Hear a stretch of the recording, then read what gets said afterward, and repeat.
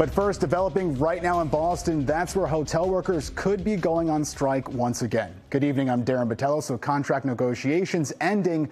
No traction recently, and if this deal isn't reached, these workers may be on the picket line indefinitely. Our Malcolm Johnson has been covering the story all day. He's live right now in Boston with the very latest. And Malcolm, what can you tell us about the negotiations at this point? At this point, no negotiations are scheduled, and that's an issue, Darren, because there are some 5,000 local hotel workers that at any minute could begin striking because they are working without a contract. We have had a chance to speak with a number of people involved in this, and union staff members that work at Boston hotels, they informed their employees that if there wasn't a contract by midnight, they may begin striking. And no negotiations, as I mentioned, are scheduled right now, and this affects room attendants, front desk agents, cooks, and many more. So workers, they are fighting for higher wages, improved pensions, and to restore better service to guests, which many feel has lacked since the pandemic.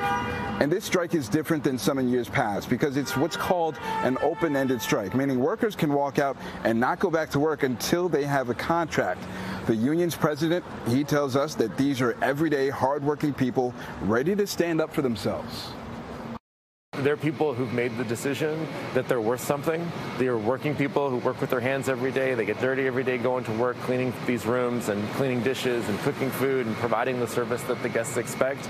And they've decided that they're worth something and that they're worth something that would allow them to continue to live in this city, to be part of this community, to have their families prosper. And they've decided that they're going to stand up and they're going to fight for that, and they're going to make this industry pay no matter what it takes. And many of these hotels right now are pretty busy inside of these lobbies. And so it's an issue because at any moment, these staff members may decide to walk off the job, that is, unless they are presented a better contract. We're live this evening, reporting in Boston. I'm Malcolm Johnson, NBC 10 Boston.